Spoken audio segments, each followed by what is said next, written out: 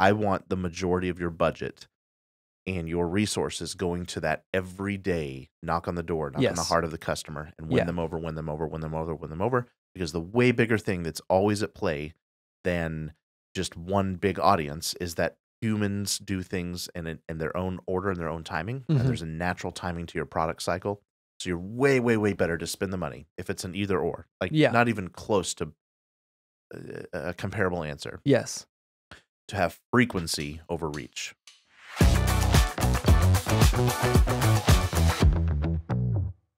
Welcome to the Maven Marketing Podcast. Today is Maven Monday. I'm your host, Brandon Welch. I'm here with Caleb Ichabod Agee, Nate the Camera Guy, and a wonderful question from a wonderful listener. Yes.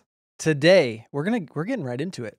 Getting right into it. Yeah. Oh, no. You missed... No. Okay. I have to do the thing. Okay, do the thing. This is the place. The place. Where we answer your real-life marketing questions so you can eliminate waste in advertising, grow your business, and achieve the big dream. The big dream. And the big dream is all about the big game. The big game. Yeah, we're game today. We researched if we're allowed to say what we're about to say. If we're allowed to say it, yeah. According to 3 websites, we're just fine. Yeah. If you are an NFL attorney listening to this, we are in no way trying to sell our services while we say this word. All Please send correspondence to Nate the Camera Guy at natetheCameraGuy.com. So the question today, if you haven't figured it out yet, is all about the Super Bowl. And Jason, who is an avid listener, he has sent us a question before. Maybe he may have sent 2 at this point. He said, after listening to your episode on TV, buying TV, I think we were talking about how to steal market share, how to grow next year. That was from a few weeks ago. Yeah. We're usually just a couple ahead. So we wanted to answer this as quickly as possible. He said, I would be interested to talk Super Bowl. Mm-hmm. So I think what he really wants us to do is turn this into a sports commentary podcast. Yes. And talk about all of we look like sports commentary. Yes. Well, yeah, We both played so much football. I dabble. Yeah. I've been watching football since 2021. That's yes. Awesome. So I would say, what's your pick for the Super Bowl? Do you know who you feel like is going to be there? We won't even say pick winner. Maybe just... I was telling my buddy the other night, the 49ers earned everything they've got right now. And I hate to say that because I don't like them. I don't like them at all. I don't like their faces. Oh my gosh. Yeah. They're cleaning house. Mahomes' magic is like, it's special to watch. But if I had to bet, the Eagles will at least be in it. It'll be Eagles 49ers or Eagles Chiefs. Yeah. Yep. I think we're in Chiefs Kingdom. That was a 3-pronged answer. Yeah. Well, yeah, the 49ers and Eagles are in the same conference. Yeah. So they'll have to beat each other out. Yeah. But thanks to Netflix and Amazon, I'm a Jason Kelsey fan as well. So yeah. Yep. So I would say Chiefs 49ers would be fun. Yes. Just so it's not the same thing again, right? Chiefs Eagles, but be fun. Who knows? Cool. All right. That's for those of you still listening. Yeah. We bored you enough. There's a link to the ESPN podcast in the show notes. Yeah. Somebody else is talking more credibly about this.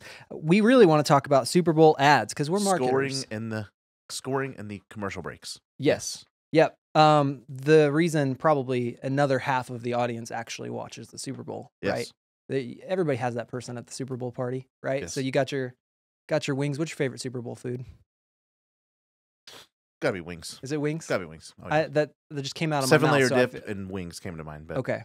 Yeah, we make some like a cheese dip. Yeah. With some beans and that's good stuff. Velveeta fake middle cheese name is even. Cheese dip. Yeah. Yeah. So so we're talking about the Super Bowl ads. Now, before we move on, we got to get some clarity because there are 2 kinds of ads in the Super Bowl. I say kinds as in there are the nationally syndicated ads. Those are the Geicos, the Budweisers, the Doritos, Mountain Dew, right. And they're going directly to the network. They're going it's on Fox this year. So all of Fox is broadcasting that ad at that time across the nation.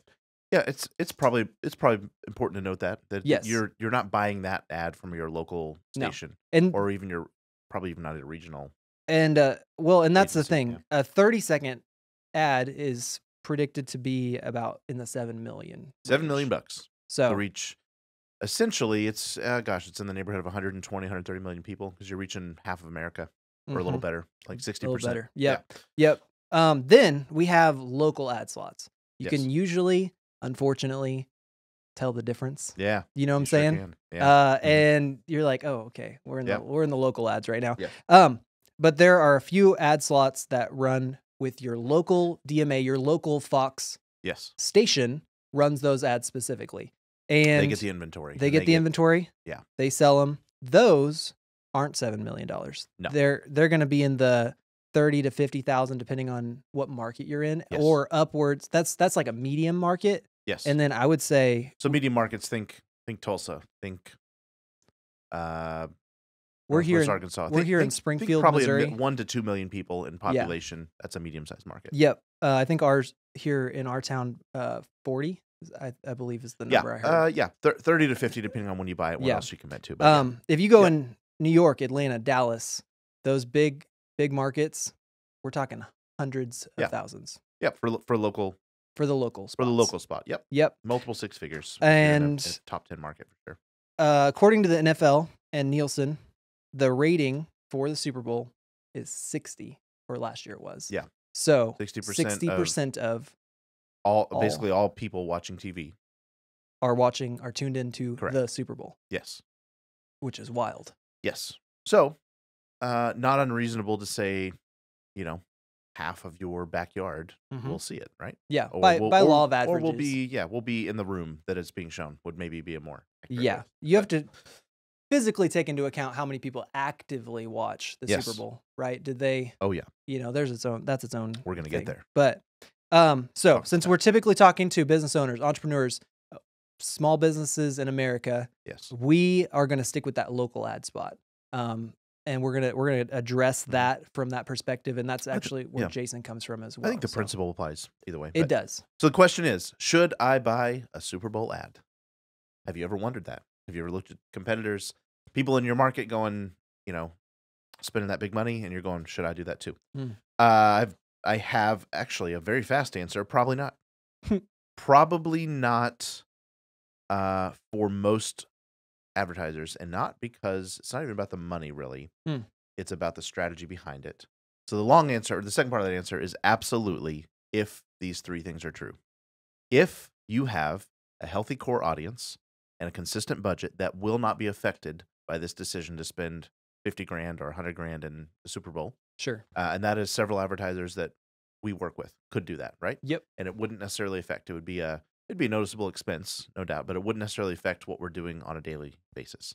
So if you're using the Maven method, when we're primarily using broadcast for a tomorrow audience, the tomorrow customer, the three things that have to be true is that we are showing up to as many people as we possibly can daily, consistently, and we're doing it generally in the same times, and so that's what we call a core audience, a core schedule. Yep. I coach most of my clients to build, unless they're just now starting out. Like if they're just now starting out, I say put it all, let's just do it all in an annual plan. But after we've worked with somebody a couple of years, we're budgeting, we put 80 to 90% of the budget in that core budget, and we save 10%-ish. Yeah. Or at least 10%-ish for special heck of a deal type stuff, right? Extras. Yep. Big noise things, right? Yep. But every other day of the year, I don't care if it's July, I don't care if it's December, I don't care if you're a jeweler and it's, not Valentine's Day. I want the majority of your budget and your resources going to that every day, knock on the door, knock on the heart of the customer, and win them over, because the way bigger thing that's always at play than just one big audience is that humans do things in their own order and their own timing, and there's a natural timing to your product cycle. So you're way, way, way better to spend the money if it's an either or, not even close to a comparable answer. Yes. To have frequency over reach. Yeah. Frequency and consistency. Yeah. With the same audience, I'll add, but that's a different nerd topic for a different day. But the short answer, the way you do that is you pick a few 5, 10 programs, maybe if you have even a large budget, and you show up to those people all the time. When that's not true, though, you should not be. It's a heck no for me. Yeah. Yep.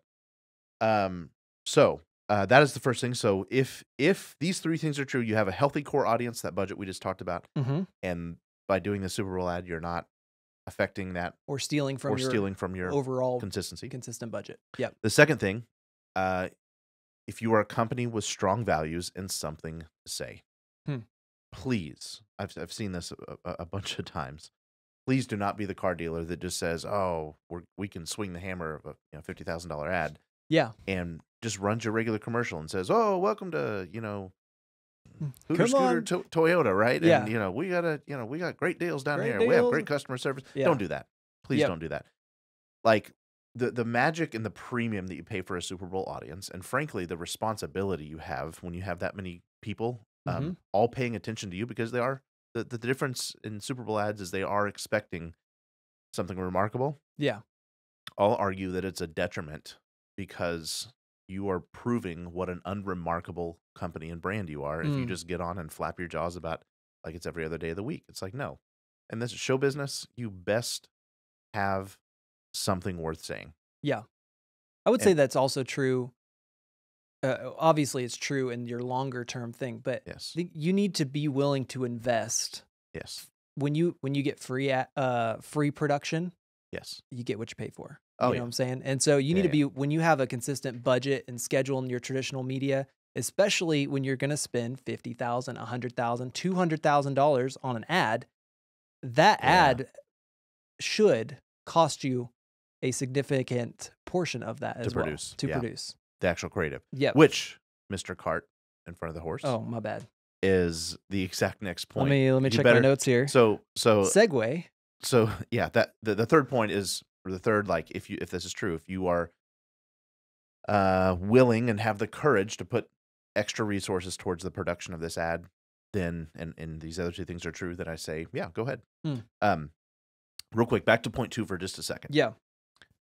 Can a company without the strong values that we talked about, and by the way, go back to listen to Dr. Rice's episode. Can a company who doesn't really believe something big, do they have something to say?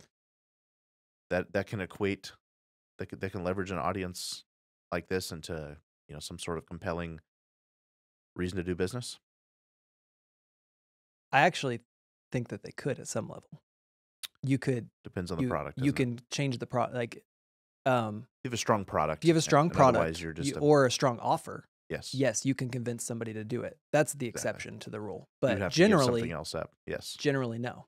Yeah. Yeah, it's way, way, way easier when you are a company of values and you believe something. You're trying to change the world, and you're trying to fight for something or stand up for something that is, for the betterment of whoever you're talking to. Yes.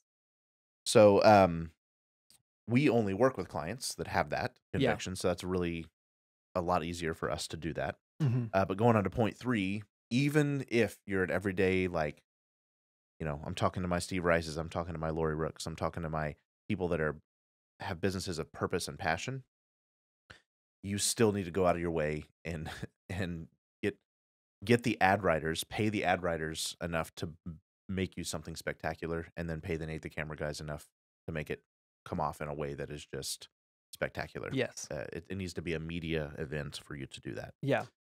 Yeah. So let's talk about those 3 things real quick.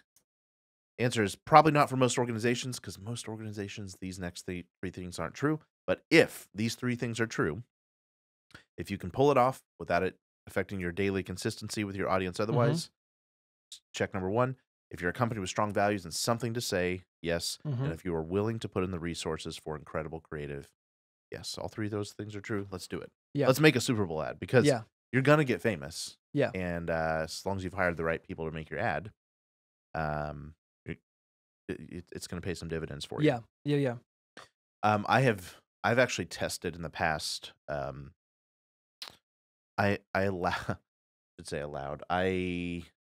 didn't speak up loud enough with a couple of clients I'm thinking in the past that wanted to do Super Bowl ads earlier in my career, and they had hopes for a high transaction count. Yeah, they equated, it's all these people, and that must be, it's 5 times the people of normal ads, so it's 5 times the response.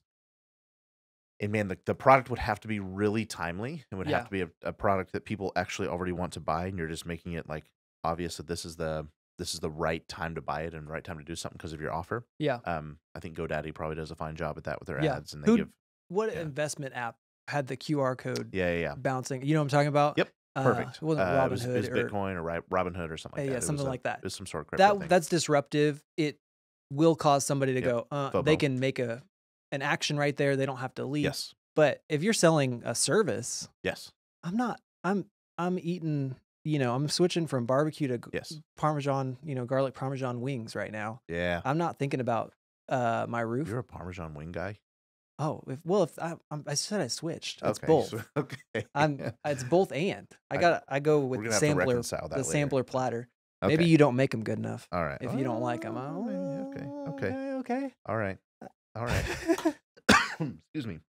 So, talk about that resource for a second. I'm going to speak in terms of our ad agency, just as a little case study.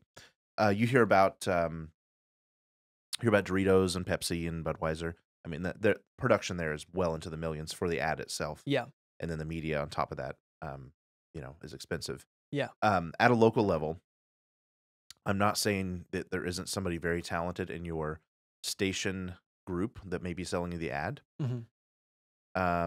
If you don't have an agency, but for heaven's sake, make sure that person's getting taken care of. I would even go to the station. I'd be like, I'm thinking of John, my friend John at a station here that we in Springfield. And I'd be like, John, I know you have 50 other ads in a week to produce for this TV station. Yeah. I need this one to be special. Yeah. I'm going to pay you $5,000 to make that happen, right? Just for your writing powers, right? So I would make sure whoever is doing that knows it's their mission to do something remarkable, and give them the space and give them the creative freedom to bring you something remarkable. Yeah. If it was our agency on a normal day, just an ad that's running for any of our clients, that may be a $5,000 to $10,000 per ad investment.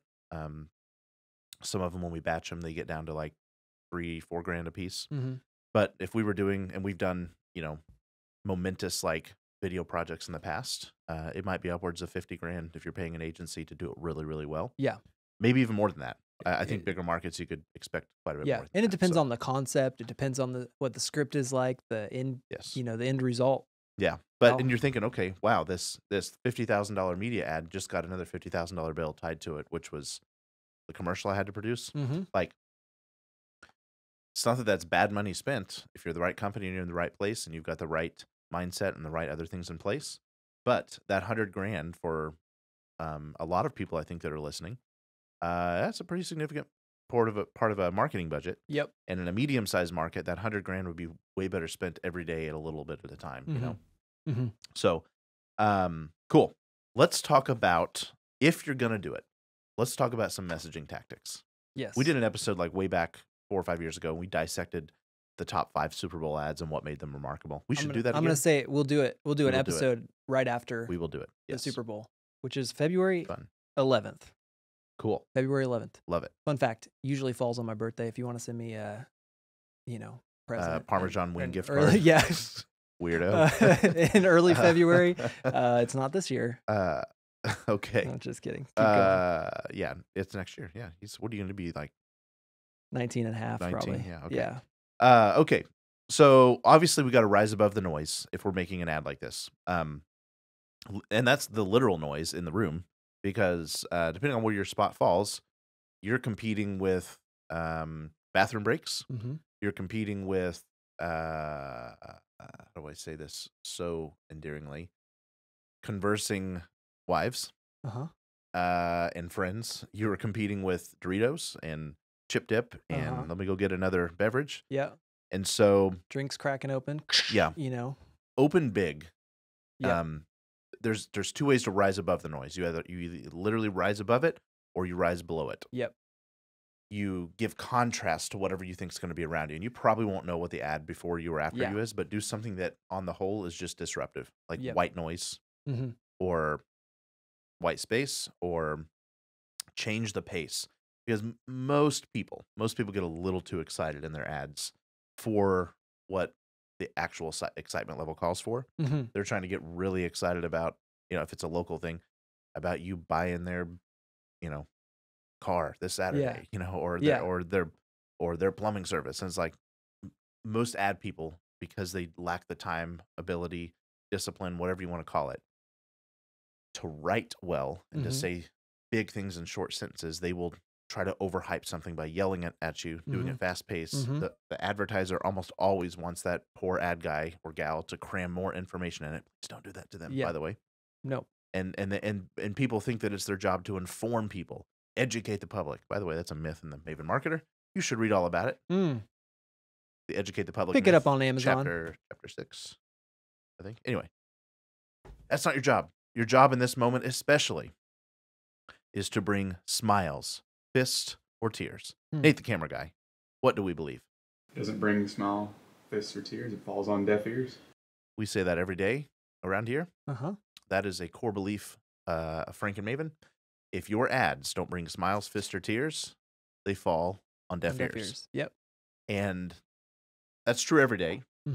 But when you have 30 seconds to justify your $100,000 spend, you really got to make that true. So make them laugh, cry, or get angry. Yep. People are like, oh, I don't want to make anybody angry.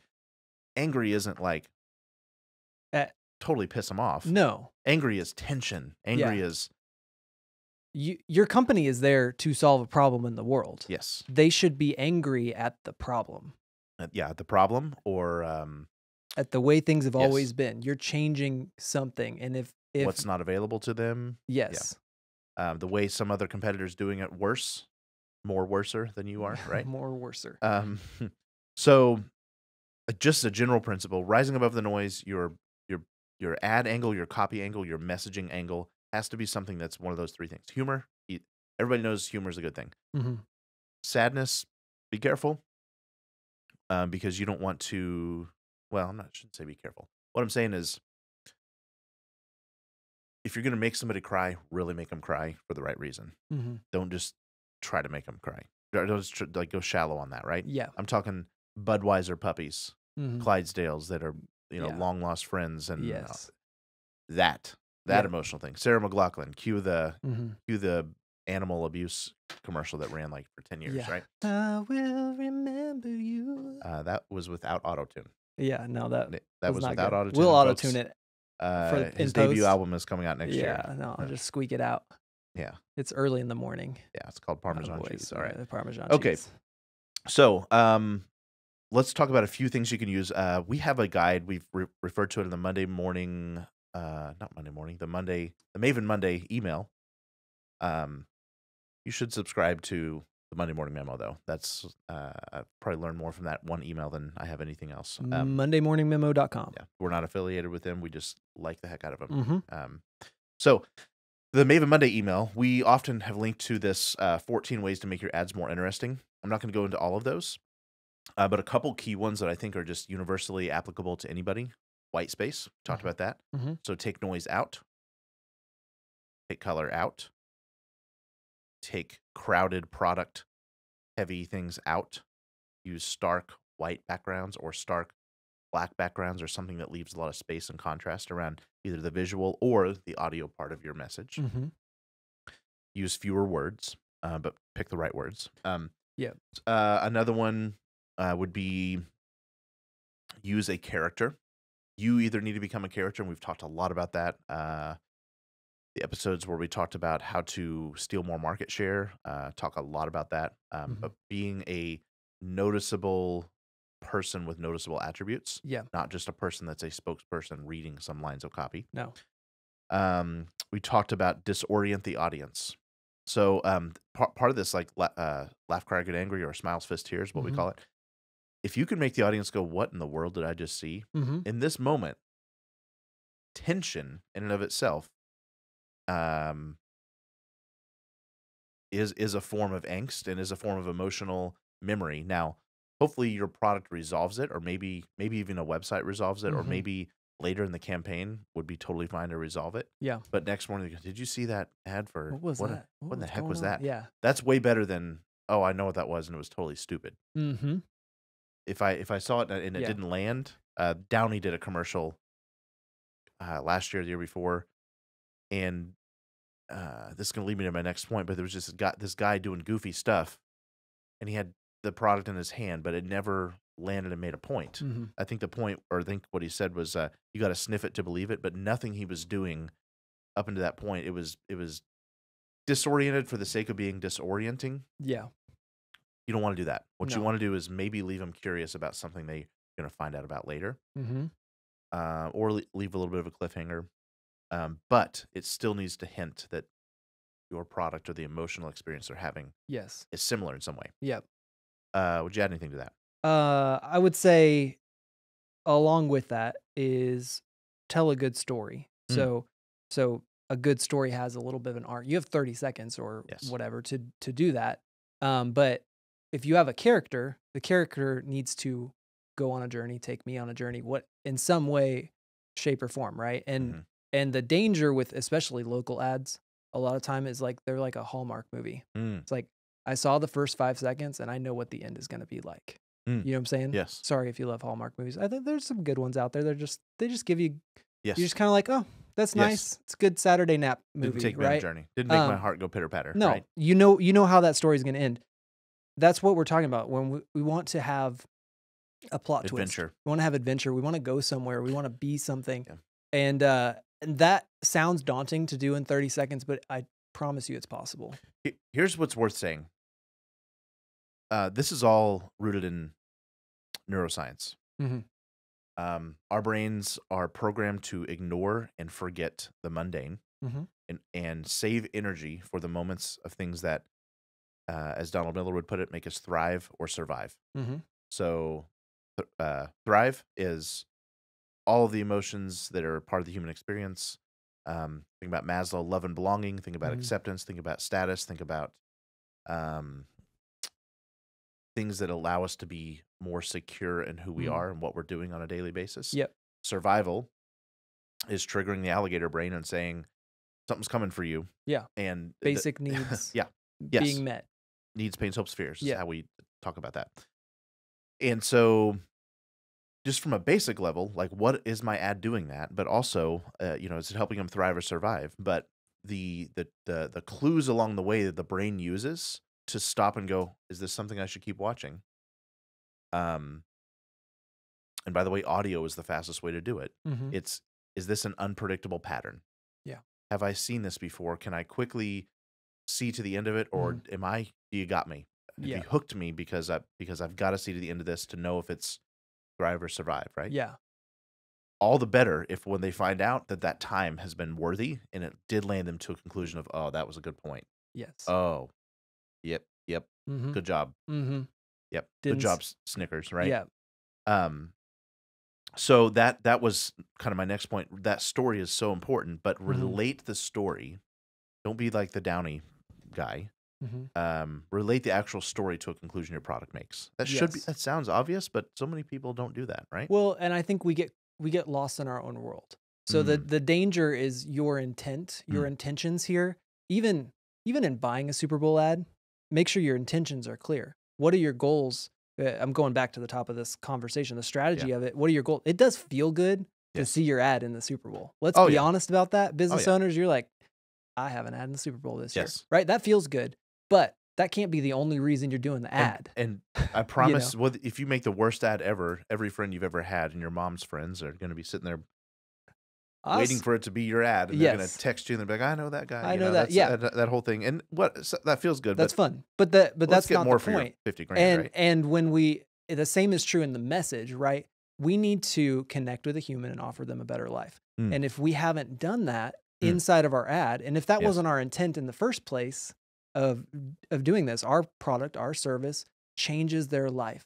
And if we don't connect with them and show them how that does that, we're missing the whole point. Yes. We shouldn't save your money. Yes. I'm thinking, So I'm thinking of a couple good examples here. Betty White was just infinitely funny. No matter, you could have done anything with Betty White and you would have had the attention, right? She demanded that kind of attention. Yeah. But Snickers did a really good job with her some years back. And it was a bunch of, rough and tough football players. And then Betty White was like the running back or the receiver or something like that. And which is perfectly timed anyway because it's football, right? But also, it wasn't just about Betty White being funny, the conclusion of the ad. So it was Betty White playing and, you know, all the guys around telling her, like, you're playing like Betty White out there. And she's like, it's not what your girlfriend said. Or something. And she's just being funny Betty White. But at the end, you see her eat a Snickers bar and she turns back into the guy, right? She turns back into the guy that he actually is. Yeah. So she's no longer playing by Betty White. And the hook was brilliant. You're not you when you're hungry. Yeah. And so it was like, instant, it resolved, right? Yep. So they used an emotion and funny, but they didn't stop there. They concluded it. So Budweiser does this. All their puppy love, all their Clydesdale stuff. Yeah. You know, on its own, people are going to watch that. People watch cat videos. But if that's all they did and didn't resolve it, and what they do this whole best buds thing, right? What is the reality of their product when you're using it? That is usually when people are together. It's a social product. Unless you have a problem. Yeah. You're generally with other people while you're doing that. Yeah. So all this connectedness and warm fuzzies with the animals get made whole when they say that warm fuzzy, that connection is also what you get when you know, share this with a friend. Share this with a friend, right? Yep. Best buds. All right. Bad examples, we talked about the Downey McBride. I'm also thinking of any local car dealer we talked about that just gets on and runs a normal commercial. Or don't do that. We already talked about that. Yeah.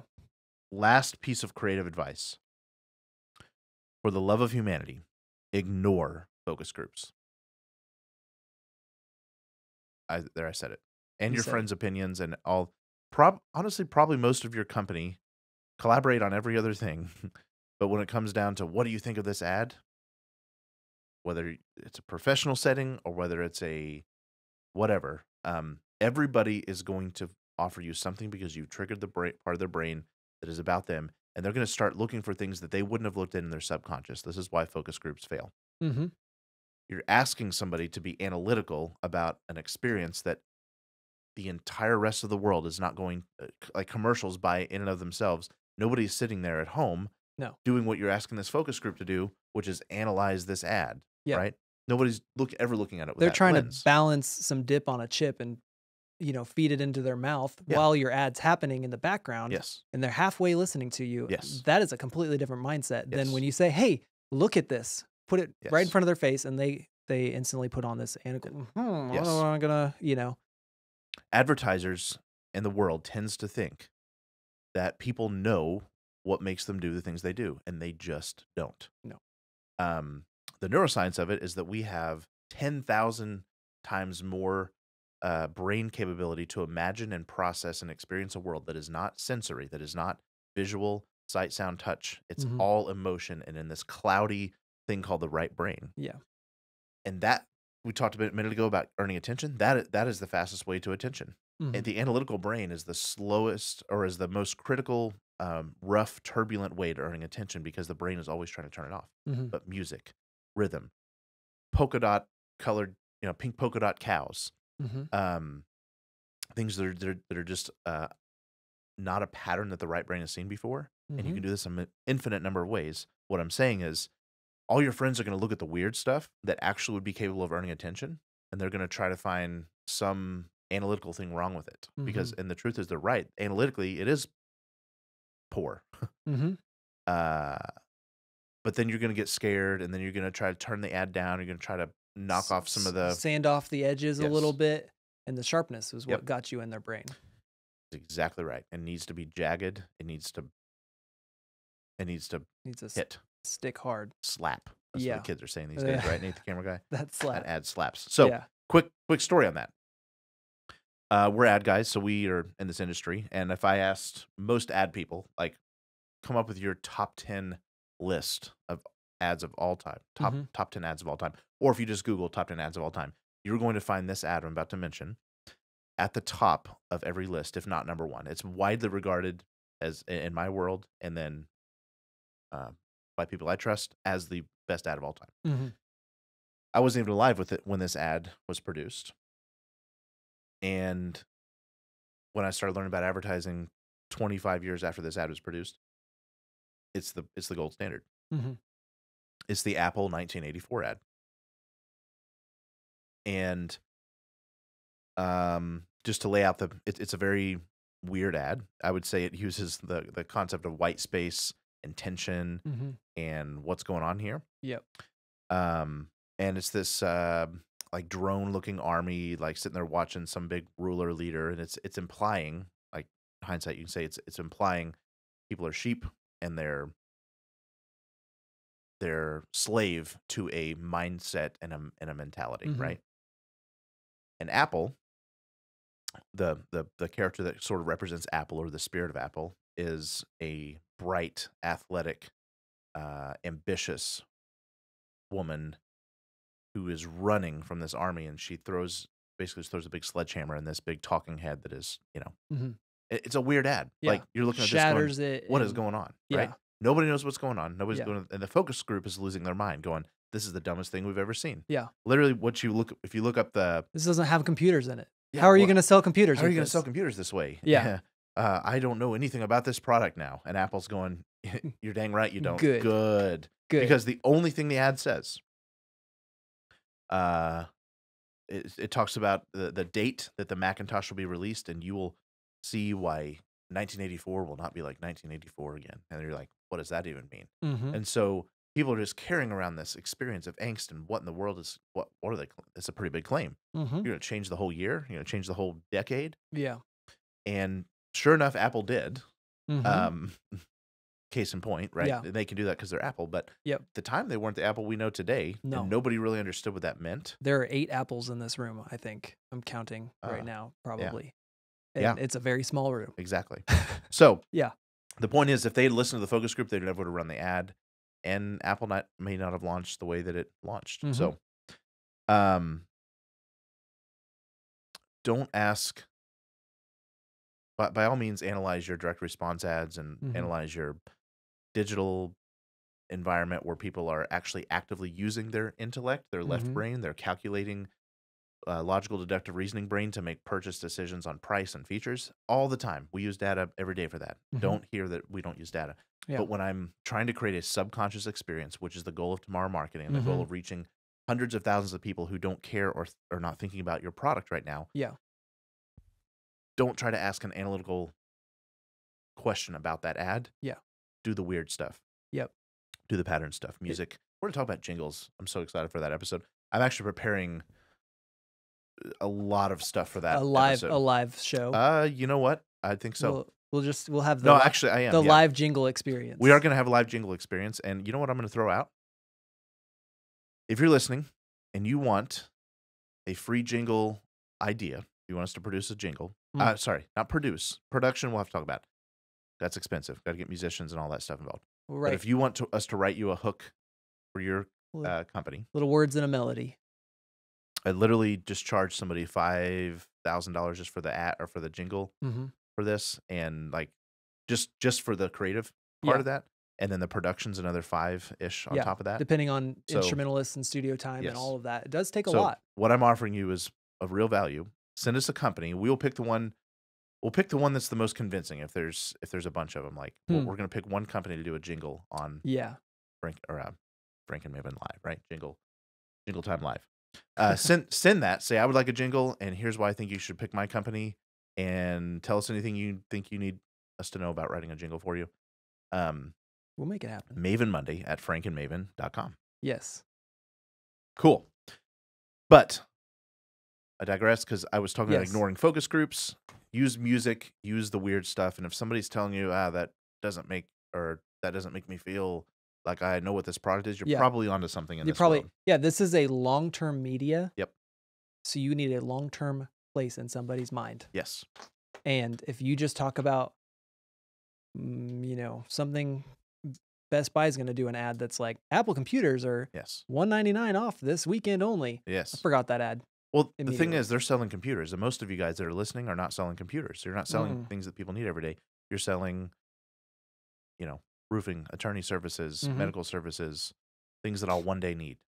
Yes. I can't need them all right now, so don't ask the population about it. We've talked about that so much. Yeah, we got it. And we're going to keep talking about it. All right. Last things, because I'm late. Yep. Caleb put this in there. I'm just gonna land the plane real quick. Couple things to think about.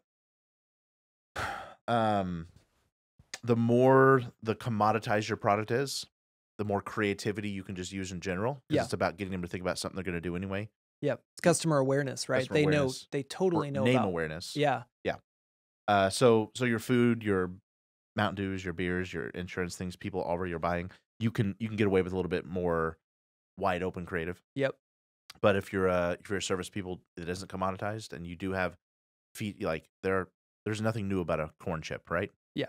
I know what the corn chip is. I know what the soda is. You're not going to convince me of anything utilitarian that is better or different about that product. Just do I like it and do I remember it and does it make me hungry or whatever? Yep. When you're a local service, it's totally different because there's a million differentiating things and you're not commoditized and people don't have all this information and past experience with your brand or your category. So you have to be a touch more practical or persuasive in the value and service you provide. Yep. So that's just a general rule. The last thing, if you're going, I get you, I've got the core audience thing and I've got a good budget, but 50 grand's a little steep, check into a pregame ad. Yep. You might still be able to get they're about half price. Attention. Yeah. Generally speaking, about half the price. And guess what? Everybody's already watching. So the 30 minutes leading up to. Yeah. I think they keep elongating the pregame shows are so much commentary. Yeah. They might start midday, right? Yep. So there's some packages out there for pregame ads. All right. Now you know. Should you buy a Super Bowl ad or should you not? Thank you so much for listening. We'll be back here every Monday answering your real-life marketing, Super Bowl, wing, and sports questions. Yeah. Because marketers who can't teach you why are just a fancy lie. Have a great day.